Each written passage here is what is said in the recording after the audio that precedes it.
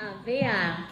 Aveo. Aveo. Hi, Bashar. Do you know what aveo means in our ancient language? No. It means in service. Aveo. Aveo. I am in service to you. Wow, I love that. Thank you for sharing this meaning with me. Because I know I manifest this unexpectedly. I wasn't expecting that, but universe or my own higher self brought this miracle. And thank you for this interaction. And I love you so deeply. Our unconditional love to you all. And I'm going to meditate tomorrow on the bell rock. So maybe you will be giving you a lot of love from me. More crushing. Yes, I was searching for this crushing words, but Pretty soon I will be so flat it will be two-dimensional. I want to bring you down to earth, So what I experience, right? That will be physical experience. Yes, do you have a question? Yes, absolutely. My question, actually, I have this question in my mind for a long time. I know, I waken up to about 19, 20 years, but last couple of years, I know I've been activate my, those Kundalini energy. I attracted those light beings, and at first, I was very scared because they were just coming, beaming to me from everywhere. Ooh, scary light yes. beams. But I kind of, grown from that fear, and I send them love. Now I'm not fear about them. I love you all. But they just circling my face. I know they'll come to serve me, but so I want to ask, what's the purpose? The light being are just circling on my entire body. To allow you to face your fears and let them go and rise your frequency to match their frequency. They're showing you what your true frequency is like. Okay, so can I just take in a breath, taking this what you were saying? Yes. So I recognize that part I need give love because I am the one essentially creating everything. There's nothing. You are creating your version of your reality. It doesn't mean other beings don't exist. No. Yeah, okay, yes. So I attracting the outer reality matching to my vibration, right? Yes, My yes. thought form and all that Yes. level. So I need to raise up so I now understand I need to let go of the fear. So in what way I need to raise my vibration to match the light beings? By following the formula. I don't mean to sound redundant. Acting on your passion in service to humanity in some way, shape, or form will raise your frequency and allow you to be a better antenna to receive higher frequency information and experiences and encounters. So all you have to do is follow the formula. This is why we share it with all of you. So again, you don't have to overcomplicate it. You don't have to overthink it. It's an instruction manual. This is how you're creating your reality. 1, 2, 3, 4, 5. That's it. Just follow it as precisely as possible if you wish to, and you will see that your life will unfold in an automatically timed way that serves you and serves everyone else to allow you to be who you authentically are. It is self-contained, self-perpetuating, self-guiding. It leaves nothing important out. Nothing. So, that's the easiest answer we can give you for how do I do this, and how do I do that, and how do I be of service, and how do I raise my frequency, and how do I find out who I really am, and how can I receive more information from my guides? Follow the formula. This is why we give it to you. Yes, thank you so much. Yeah.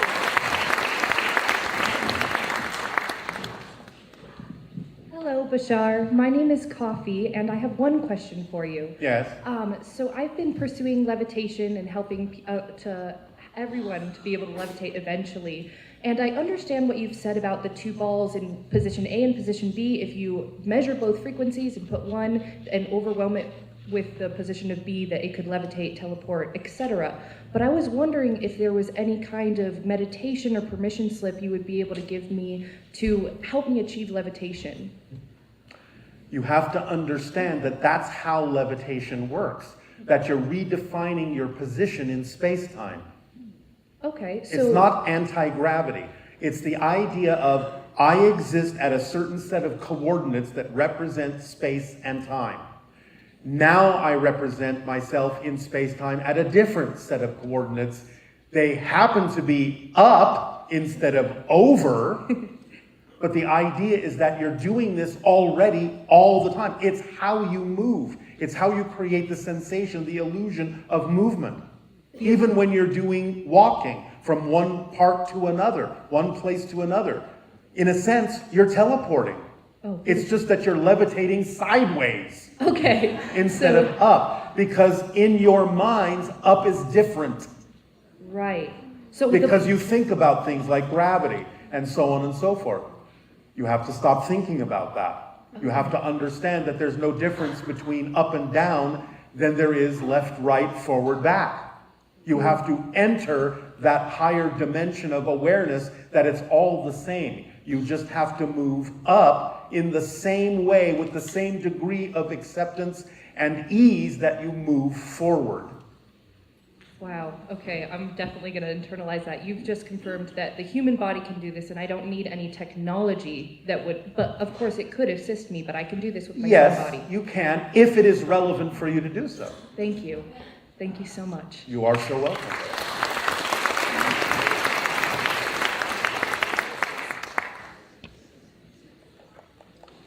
Hi, Bashar. And to you, good day. My name is Tony Ghazi. I'm from Washington, D.C. Oh, all right.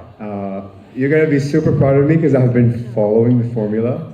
And ever since last July, I've exploded exponentially. All right. So I channeled the praying mantis beings. Yes. And they showed me yesterday, like through a session, this one being, he was almost translucent in a sense.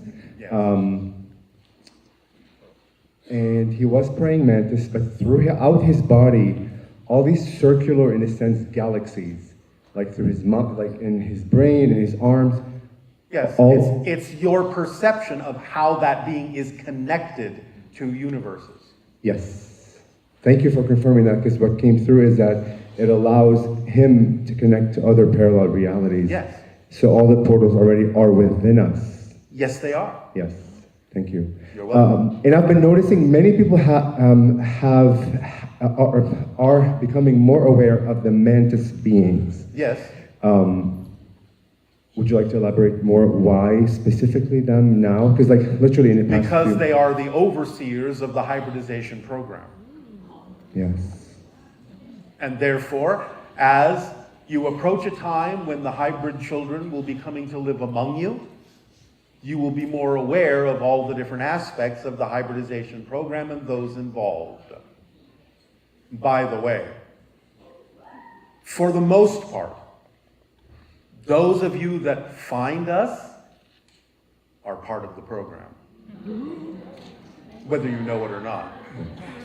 When you say us, you mean you, like your society? Those of you that find us, that relate to our vibration, Yeah.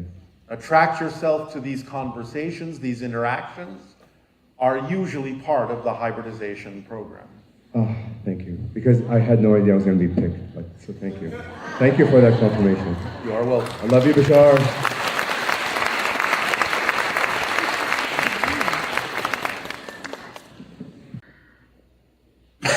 All right, let's say good day to you this day of your time. How are you all? All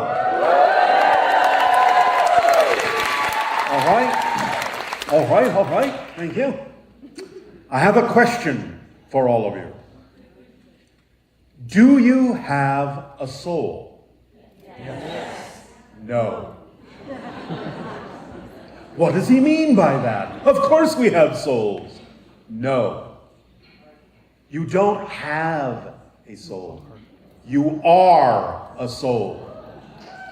So, this perspective can change a lot of things in the way that you experience physical reality because you're creating it. It's a projection of your consciousness. And here, fundamentally, is how you do this. Now imagine, if you will, that you are a soul, an orb of light. So picture this in your mind. You are this sphere, this orb of light. And within it, there are ripples of energy, patterns of energy. Just like dropping a pebble into the pond creates ripples. Imagine ripples in every direction inside this orb of energy, this orb of light. When a soul decides to have a physical experience, this is what happens. These ripples that all are happening inside this sphere of light, this sphere of energy, this sphere of consciousness, all these ripples represent different aspects, different qualities, different attributes of the soul. So when a soul decides to experience a theme in physical terms, some of those ripples, some of those attributes are focused on, and they condense down and down and down in a focus to the center of the orb of light. Now, that doesn't mean the orb disappears. It is still there.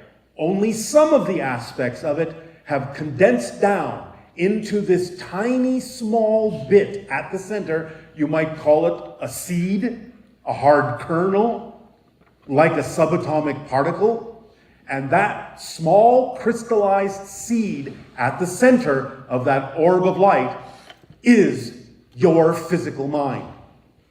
That is how the soul creates its experience of physical reality. It creates a focus, it creates a dream experience within the center of its being, taking some of the qualities, some of the attributes, some of the aspects of its total self, crystallizing them, focusing down into that little center seed, that little center crystal. And that center crystal contains those attributes that represent the theme that that being will explore as a physical being in that physical dream at the center of the soul. So when that life is over, the soul doesn't leave the body. The crystal seed starts to expand again, starts to open up again, starts to soften, and starts to merge back with and into itself as the soul. So that is what death is simply the awakening from the dream state, from the little crystallized seed at the center of the soul. And the idea of the expansion of consciousness overall is what begins that process of opening up. It doesn't mean that just expanding your consciousness means you have to die physically. But the idea is that you open up and you are a little bit like a small open sphere inside the bigger sphere. Not so concentrated, not so crystallized, not so hard, not so focused, so that you have the ability to tap into the vibration of the soul more readily, more easily. And this becomes the relationship between your physical mind and your higher mind, which is the soul, which is that portion of you that is still the sphere of light, the sphere of consciousness, the sphere of energy. That is the higher mind according to the physical kernel at the center, the physical seed. So by allowing yourself to expand a little bit, it's easier for you to, by raising your vibration, expanding that seed in the center, tap into the communication, the ripples, the information that is always coming to you from the rest of your being, the rest of you as a soul, as a sphere of consciousness, a sphere of light. By opening up a little bit, you then contain the ability within that seed, within the center of that seed, to harbor some of the vibrational frequencies of information that come to you, the messages that come to you from your soul, from the higher mind. So the idea then is that comes in an energy language, as we have said. And that energy language, that energy message from your soul self to the little seed that is more expanded, is translated by that little seed in the center, that little physical mind being in the center, as the sensation called passion, curiosity, love, creativity. And that is when you receive the message from the soul self that whatever contains that passion, whatever contains that excitement, that curiosity, that attraction, that is who you really are. That is your core frequency. That is your core theme. That is your core creativity. It is the next step on your path. And that's why it's so important to act on that passion. Because action, as the little seed, is the language of the physical reality dream. Not words, not thoughts, but actions, physical actions. Let the soul know that there is an echo from the crystal. There is a reaction, a response from the crystal that it heard the message from the soul self and is willing to act on it, willing to be guided by it, willing in that sense to move forward in that way, which then allows the soul to respond to that echo, and then you create that back and forth dialogue between the soul sphere and the crystal seed that is you as a physical mind, as a physical being. Does this make sense? Yes. So again, focusing on yourself as a physical being, saying, I, as a physical human, have a soul, is very different than understanding that you are a soul that is simply having a human experience, that is having a human dream, a physical reality dream. So the idea is to allow yourself to really start opening up and remembering that you never leave spirit. Spirit is your natural state. You haven't left it. Most of you is there right now. All of you is there right now. But you have this little crystalline seed portion of your greater self that is pretending, that is dreaming that it's no longer in spirit. That is what physical reality is. And when you start looking at it from that direction, you start really tapping into your innate self-empowerment, your true nature, your true core essential vibration. And many more things can happen that are more representative of alignment between your physical mind and your higher mind, so that you can really understand you are not a human being physically that has a soul. You do not have a body, and inside the body is your soul. You are a soul, and inside your soul is your body. That's the difference. So, you are a soul, you don't have a soul, you are the soul. We thank you for allowing us to share this perspective with you this day of your time. In return for the gift that you are giving us in allowing us to serve you in this way and share this knowledge, we ask, how may we continue to be of service to you? You may begin with your dialogues and questions